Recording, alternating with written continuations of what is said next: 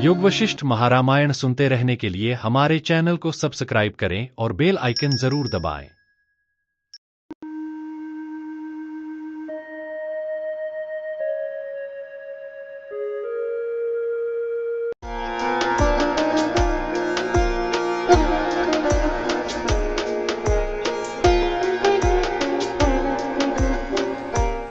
पिछले सर्ग में गादी तपस्या करते हुए पानी में खड़े होकर विष्णु भगवान से यह वर मांगता है कि वे उन्हें माया का वास्तविक अनुभव कराएं। गादी को एक विचित्र स्वप्न आता है जिसमें वह एक नीच कुल में जन्मे आदिवासी राजा के रूप में जीवन जीता है। जब वह उस स्वप्न से जागता है तो उसे यह अनुभव बहुत गहरा और वास्तविक लगता है। जिज्ञासावश वह यात्रा पर निकलता है और उन सभी स्थानों को ढूंढने लगता है जो उसे स्वप्न में देखे थे। आश्चर्य की बात है कि उसे वही जगह, वही झोपड़ियां, वही रीति रिवाज और वही घटनाएं असल दुनिया में भी मिलती हैं जो उसने स्वप्न में देखे थे। यात्रा करते करते वह एक दूर के राज्य के देश पहुंचता है जहाँ उसे पुनः वही दृश्य दिखते हैं। यहाँ तक कि लोग भी उसे उस आदिवासी राजा के बारे में जानकारी देते हैं जो उसके स्वप्न से मेल खाते हैं। गादी इस अनुभव से इतना विचलित हो जाता है कि वह एक पहाड़ी गुफा में वर्ष भर कठोर तपस्या करती है, केवल जल पीकर और भगवान विष्णु से पुनः प्रकट होने की प्रार्थना करता है। विष्णु प्रकट होते हैं और गादी उनसे पूछते हैं, भगवान जो कुछ मैंने देखा वह स्वप्न था या सत्य? यदि वह भ्रम था तो वह जागृत अवस्था में भी कैसे दिखाई दिया? भगवान विष्णु उत्तर देते हैं, यह सब माया का ही खेल है। यह मन ही है जो पूरी दुनिया की रचना करता है। बाहर कुछ भी नहीं है, सब कुछ मन में है। जैसे बीज में वृक्ष की संभावनाएं छुपी होती है, वैसे ही मन में सारे संसार, जन्म, मृत्यु, सुख दुख छुपे रहते हैं। जिस प्रकार बुखार में व्यक्ति भ्रमित होता है और कुछ भी देखता है, उसी तरह इच्छाओं से ग्रस्त मन भी भ्रम पैदा करता है। विष्णु भगवान यह समझाते हैं कि यह सारा अनुभव केवल मन का खेल था। न कोई आदिवासी राजा था, न कोई कीव देश और न ही कोई अन्य लोग। यह सब गादी की चेतना में उत्पन्न हुआ स्वप्न जैसा दृश्य। भगवान गादी को अपने कर्तव्यों में स्थित रहने का उपदेश देते हैं और स्वयं वापस अपनी ओर चले जाते हैं। यहाँ यह संदेश प्राप्त होता है कि संसार बाहर नहीं, केवल मन की ही रचनाएं हैं। इच्छाएं ही भ्रम को जन्म देती है। जब मन शुद्ध हो जाता है तो भ्रम और पुनर्जन्म का चक्र समाप्त हो जाता है। ये थे सारांश पिछले सर्ग के, और अब आइए विस्तार से जानते हैं आगे के सर्ग 49। सर्ग 49 उपशम प्रकरण। गादी का भूतमंडल और कीव देश में पुनः जाकर पुनः श्री हरि से पूछकर तथा यह सब माया है, यह निश्चय कर क्रम से जीवन मुक्त होना। भगवान के वाक्य के अर्थ को असंभावित और विपरीत भावना की दृढ़ता से न समझ रहे गादी जगत के अधिष्ठान भूत आत्म तत्व के साक्षात्कार की बिना पूर्व अदृष्ट देश आदि का बाद हो सकता है या नहीं, यह परीक्षा पूर्वक अनुभव करने की इच्छा से फिर भूत मंडल आदि देशों में गए। श्री वशिष्ठ जी ने कहा, वर्ष श्री राम चल रहे। तदुपरांत भगवान विष्णु के चले जाने पर फिर गादी स्वयं अपने मोह के विचार के लिए भूत मंडल आदि देशों में आकाश में मेघ की नाई क्रम से घटी। तदंतर लोगों के मुंह से अपने चंडालत्व आदि के वृतांत को पूर्वानुभूत के तुल्य ही सुनकर और चिन्हों से देखकर फिर पर्वत की गुफा में जाकर उन्होंने श्रीहरि भगवान की आराधना की। तदुपरांत थोड़े ही समय में भगवान श्रीहरि उनके पास आए। भगवान एक बार थोड़ी सी आराधना से ही बंधुता को प्राप्त हो जाते हैं। जैसे मेघ मयूर के प्रति बोलता है, वैसे ही प्रसन्न हुए भगवान गादी के प्रति बोले, हे गादी, तपस्या से तुम फिर क्या चाहते हो? गादी ने कहा, हे देवाधिदेव, मैंने 6 महीने तक भूमंडल और तीर राज्य में घूमे। वहाँ पर जनपदवादों में मेरे वृतांत में वह विचार नहीं आया, यानी वाद्यों का क्यों सुना। ये कहो, आपने मुझसे तुमने माया से भूत नहीं देखा, ऐसा क्यों कहा? महात्माओं का वचन मोह के नाश के लिए होता है, न कि मोह की वृद्धि के लिए। माया से दृष्ट पदार्थ कालांतर में अवश्य व्यभिचरित होते हैं, किंतु ये तो अव्यभिचरित है, अतः ये माया है, ऐसा कैसे समझा जा सकता है? माइक पदार्थ भी जन प्रवादों में अव्यभिचरित हो सकते हैं, इसमें उत्पत्ति करते हैं। श्री भगवान ने कहा, राधे, काकतालीय न्याय से प्रसिद्ध भूतमंडल देश के और पूर्व देश के लोगों के मन में तुम्हारे मन के लिए कटंज चांडाल की स्थिति अपरोक्ष रूप से भ्रांतिवश प्रतिबिंबित है। वे भी अपनी भ्रांति से ही ऐसा करते हैं, इसलिए उनके वचन का संवाद सत्यता का आपादक नहीं है। इसलिए वे तुम्हारे वृत्तांत को जैसे का तैसा करते हैं। बाधक ज्ञान के बिना प्रतिभास अर्थात भ्रम और भ्रमता के प्राप्त नहीं होता। किसी चांडाल द्वारा गांव के छोर पर बनाया गया जो किया पहले मैंने बनाया था, यूं तुम्हारे भ्रांति जनित आग्रह का विषय भी और अब ईंटों के टुकड़ों के रूप में परिणत हो गया है। तुमने देखा, अभी भ्रांति रूप प्रतिभास बहुतों का भी एक सा ही होता है। कौवे की ताड़ के पेड़ के नीचे स्थिति के समय मनोगति बड़ी उचित है। देखो ना, बहुत से लोग एक ही स्वप्न देखते हैं, जैसे कि निद्रा के समान भ्रमप्रद, मदिरा के मल से मत चित्त वाले बहुत से समान रूप से घूम रही सी दिशाओं को देखते हैं। एक ही नीली वनस्थली में मृग के बच्चों के समान बहुत से बालक एक ही बालू आदि से बनाए हुए गृह हल दुर्गा आदि की भ्रम लीला में खेलते हैं।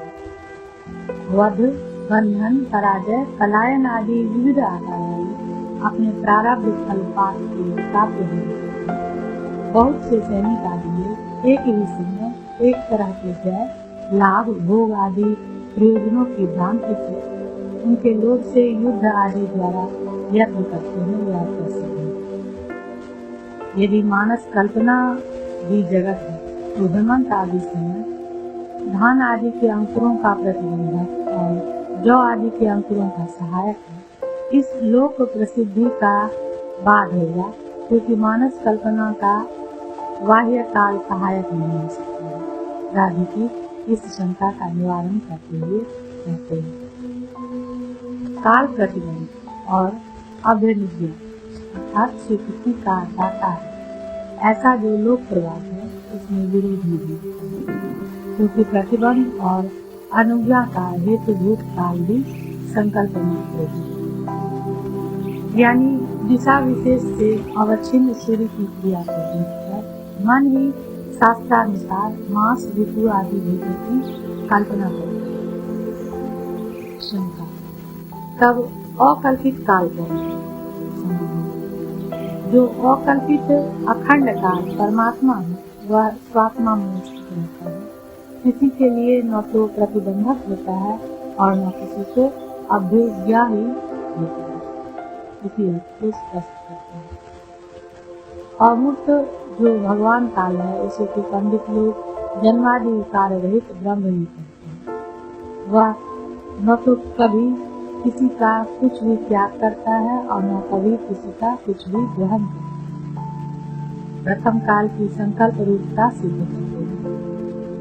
वर्ष, कल्प, युग रूप जो यह लौकिक काल है वह जन्य मात्र के काल रूप उपाधि जन्य होने के कारण सूर्य क्रिया, चंद्र पिंड आदि पदार्थ संबंधी द्वारा संकल्पित होता है और उस काल द्वारा प्रतिबंध और अभ्यनुज्ञावश सब पदार्थों के समूह उनकी क्रिया फल आदि की व्यवस्था संकल्पित होती है। प्रासंगिक क्षमता का प्रबंधक प्रस्तुत का अवलंबन कर सकते हैं। उन भ्रांत चित्त वाले भूत देश के और तीर देश के लोगों ने सदृश प्रतिभास से उत्पन्न भ्रम को वैसे ही तब मुझे क्या करना चाहिए यह सुनकर हे साधु, स्व व्यापार में तत्पर होकर यानी अपने वर्ण और आश्रम के आचरण में तत्पर होकर आप बुद्धि से अपनी आत्मा का विचार कीजिए तथा मोहरहित होकर यहीं रहिए, मैं जाता हूँ। ऐसा कहकर सबके अधिपति भगवान विष्णु अंतरित हो गए और चिंता से व्याप्त बुद्धि से युक्त राधि कंदरा में जा गए। तदंतर पर्वत पर कुछ महीनों के बीतने पर वहीं उस गाड़ी में कुंडली काक्ष भगवान की पुनः आराधना की। एक समय में आए हुए प्रभु को देखा, प्रणाम किया, मन वचन और कर्म से उनकी पूजा की तथा कृष्ण की अनुज्ञा के वाक्य से गाड़ी ने कहा, हे भगवान, अपनी इस चांडाल स्थिति का चित्त से स्मरण कर रहा और इस जन्म मरण आदि अनर्थ प्रचुर संसार माया का स्मरण कर रहा है, अत्यंत मोह को प्राप्त हो रहा है। इसलिए महामोह की निवृत्ति के लिए उपाय कहकर झटपट न चले गए, किंतु संशय से उत्पन्न मोह का नाश होने पर स्थित हुई और मुझे एक ही निर्णय कर्म में मुक्त श्री भगवान, हे ब्रह्म, यह जगत माया रूपी महासंवरासुर का आडंबर है।